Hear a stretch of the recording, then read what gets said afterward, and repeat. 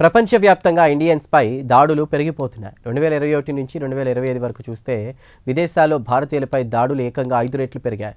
విదేశాల్లో ఎక్కువగా దాడులకు గురయ్యేది అమెరికాలో అయితే తర్వాతి స్థానంలో యునైటెడ్ అరబ్ ఎమిరేట్స్, బ్రిటన్, కెనడాల్లో ఎక్కువగా దాడులు జరిగాయి. విదేశీ గడ్డపై గత 5 ఏళ్లలో భారతీయులపై మొత్తం కలిపి 302 చోట్ల దాడులు జరిగాయి. ఇది అధికారిక లెక్కలు, అనధికారిక లెక్కలు తీస్తే మరింత ఎక్కువ ఉండేటువంటి అవకాశాలుంటాయి. కాగా ఈ వివరాలు భారత విదేశాంగ మంత్రిత్వ శాఖ గురువారం నాడు భారత పార్లమెంటుకు తెలియజేసింది. ఆ వివరాలు ప్రత్యేక కథనంలో చూద్దాం.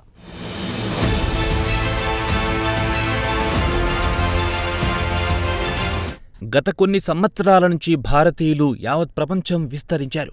అగ్రరాజ్యం అమెరికా నుంచి గల్ఫ్ దేశాల వరకు ఎక్కడ చూసినా ఇండియన్స్ కనిపిస్తారు.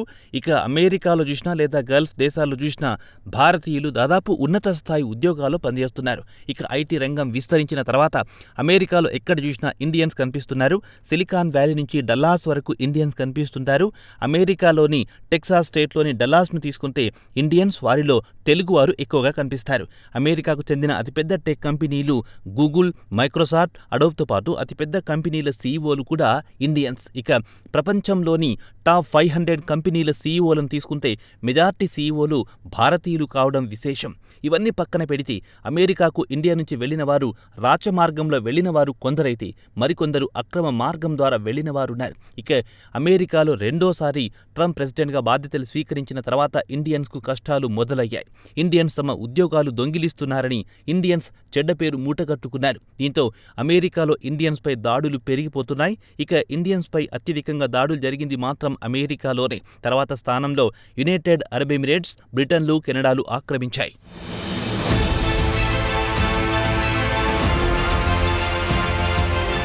ఇక ఇండియన్స్పై 2001 నుంచి 2005 వరకు మొత్తం 307 సార్లు దాడులు జరిగాయి. ఇక దాడుల విషయానికి వస్తే అమెరికాలో 33 సార్లు దాడులు జరిగితే అదే యుఏఈ, బ్రిటన్, కెనడాలను తీసుకుంటే వరుసగా 32, 31, 30 సార్లు దాడులు జరిగాయి. విదేశాల్లో నివసిస్తున్న భారతీయులపై పైన తెలిపిన ఈ దేశాల్లో 7 రెట్లు దాడులు పెరిగాయి. 2015 నుంచి 2025 నాటికి ఇవి కాస్త 104కు చేరాయి. ఇక భారతీయులపై అమెరికా, యుఏఈ, బ్రిటన్, కెనడాలో అత్యధికంగా దాడులు జరిగితే దీంతో పాటు ఇతర దేశాలు ఐర్లాండ్, రష్యా, జర్మనీల్లో వరుసగా 24, 23, 19 కేసులు నమోదయ్యాయి. గత 5 ఏళ్ల కాలంలో మొత్తం 302 దాడులు జరిగితే అంతకు ముందు 2021లో 15 దాడులు జరిగాయి. అలాగే 2022లో 31, 2023లో 67, 2024లో 85, అదే గత ఏడాది అంటే 2025లో 104 చోట్ల భారతీయులపై విదేశాల్లో దాడులు జరిగాయి.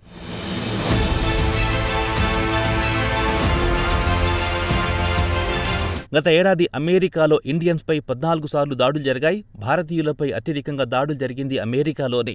2024లో 11 చోట్ల దాడులు జరిగితే 2023లో 1, 2022లో 6, 2021లో ఒక్కరిపై దాడులు చోటు చేసుకున్నాయి. అయితే అమెరికాలో ఇమిగ్రేషన్పై వివాదాలు జరుగుతున్న సమయంలో ఈ గణాంకాలు ఆందోళన కలిగిస్తున్నాయి. అమెరికా ప్రధానంగా H1B వీసా ప్రోగ్రాంపై ట్రంప్ ప్రభుత్వం కొరడా జులిపించింది. ఇక H1B వీసా లబ్ధిదారుల్లో భారతీయులే అత్యధికంగా ఉన్నారు. ఇక ట్రంప్ భారతీయులను దృష్టిలో ఉంచుకుని H1B వీసా ఫీజును ఏకంగా $1,00,000కు పెంచేశాడు.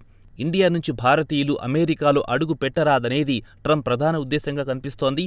అదేవిధంగా ఇండియన్స్కు ప్రతి ఏడాదిచ్చే 85,000 H1B వీసాలపై కూడా కోత విధించాలని నిర్ణయించారు. ఈ వీసాలలో ఇండియాకు డిమాండ్ ఎక్కువగా ఉంది. 65,000 వీసాలను ఇండియన్స్కిస్తే మిగిలిన 20,000 వీసాలు ఇండియా నుంచి స్టూడెంట్స్ వీసాపై అమెరికా వెళ్లిన విద్యార్థులకిస్తారు. ఈ వీసాలు దుర్వినియోగమవుతున్నాయని ట్రంప్ అడ్మినిస్ట్రేషన్ మండిపడుతోంది. వెంటనే H1B వీసా ప్రోగ్రాంను రద్దు చేయాలనే ఆలోచనలో కూడా ఉంది ట్రంప్ ప్రభుత్వం.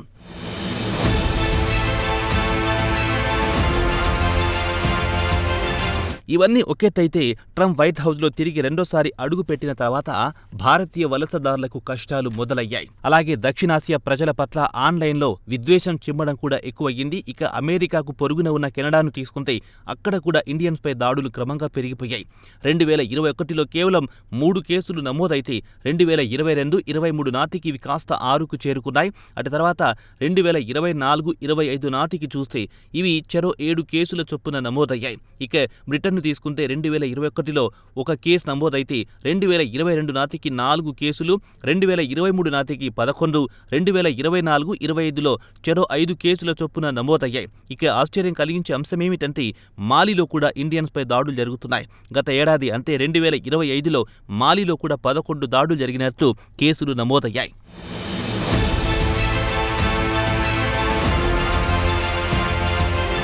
ఇక జర్మనీని తీసుకుంటే 2024లో 12 కేసులు నమోదయ్యాయి. అత్యధికంగా దాడులు జరిగింది మాత్రం 2024లోనే. ఆ తర్వాత గత ఏడాది అంటే 2025లో కాస్త దిగొచ్చి 4 కేసులు మాత్రమే నమోదయ్యాయి. ఇక ఐర్లాండ్ విషయానికొస్తే ఇక్కడ కూడా ఇండియన్స్పై కూడా గణనీయంగా దాడులు పెరుగుతున్నాయి. 2021-22లో ఒకే ఒక్క కేసు రిజిస్టర్ అయ్యింది. 2023 నాటికి దాడుల కేసులు 5కు చేరాయి. 2024లో 7, 2025 నాటికి ఇది కాస్త 10కి పెరిగాయి. ఇక ఇండియాకు అత్యంత మిత్రదేశమైన రష్యాలో కూడా ఇండియన్స్పై దాడులు జరగడం గమనార్హం. 2023లో 12 కేసులు నమోదైతే 2024 నాటికొచ్చేసరికి ఇవి కాస్త కేవలం 2కు దిగొచ్చాయి. అయితే 2025 నాటికి ఇవి కాస్త పెరిగి 8కి ఎగబాకాయి. ఇక భారతీయులపై అత్యధికంగా దాడులు జరగడానికి ప్రధానంగా ఇండియా నుంచి పెద్ద సంఖ్యలో విద్యార్థులు ఆయా దేశాలకు వెళ్లడం, అదే సమయంలో నిపుణులైన భారతీయులు అతిపెద్ద హోదాల్లో ఉద్యోగాలు దక్కించుకోవడం కూడా స్థానికులకు కంటగింపుగా మారుతోంది. తమ ఉద్యోగాలు ఇండియన్స్ లాక్కుంటున్నారని స్థానికులు ఇండియన్స్పై మండిపడుతుంటారు, దాడులకు తెగబడుతుంటారు.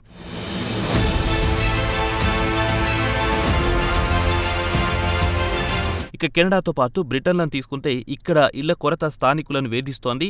ఇండియా నుంచి వెళ్లిన విద్యార్థులు కెనడాకొచ్చి ఇళ్ల అద్దెను పెంచేశారని, తమకు ఇల్లు అద్దెకు లభించడం లేదని స్థానిక కెనడియన్లు ఇండియన్స్పై మండిపడుతుంటారు. అందుకే ఇండియన్స్పై దాడులు క్రమంగా పెరిగిపోతున్నాయి. బ్రిటన్లో కూడా తరచూ ఇండియన్స్పై దాడులు జరుగుతున్నాయి. ఇక బ్రిటన్ కూడా భారతీయ విద్యార్థుల వీసా నిబంధనలు కఠినతరం చేసింది. అమెరికా, కెనడా, బ్రిటన్లలో కూడా జాత్యహంకార దాడులకు ఇండియన్స్ బలైపోతున్నారు. ప్రధానంగా ఇండియన్స్పై కక్ష కట్టడానికి ఆర్థికపరమైన కోణాలు ఎక్కువగా కనిపిస్తున్నాయి. దాని పేరు చెప్పి జాత్యహంకార దాడులకు దిగుతున్నారు. అందుకే ప్రపంచవ్యాప్తంగా ఇండియన్స్పై దాడులు పెరిగిపోతున్నాయి. పలు దేశాల్లో ఇండియన్స్ గో బ్యాక్ అంటూ నినాదాలు కూడా మొదలయ్యాయి.